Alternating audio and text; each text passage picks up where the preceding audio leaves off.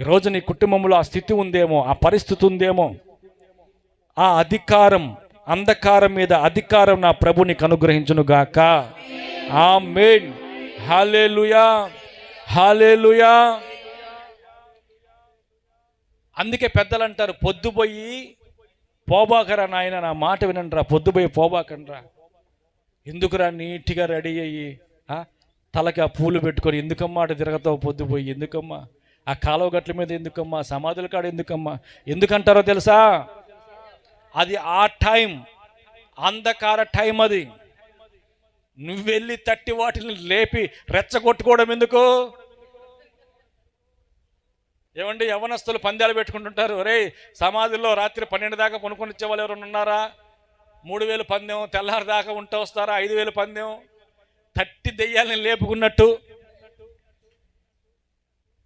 ఇంకా మీకు అర్థమయ్యేటట్టు చెప్తా. కీర్తనలు 104, కీర్తనలు 104:20లో ఏం మాట రాయబడి ఉందంటే,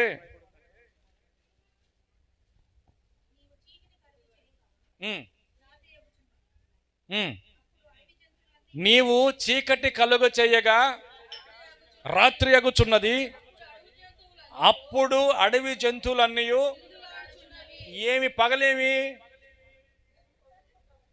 నువ్వు చెప్పాలా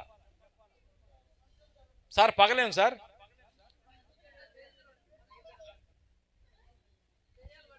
అది వాటిల టైం. మీకు అర్థం అవ్వాలా? అది అది అది వాటిల టైం.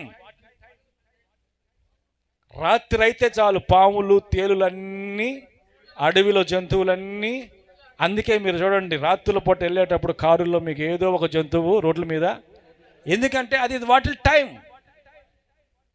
పగలు పూట ఉండవు అవి. ఎందుకంటే దేవుడిచ్చిన అధికారం అది.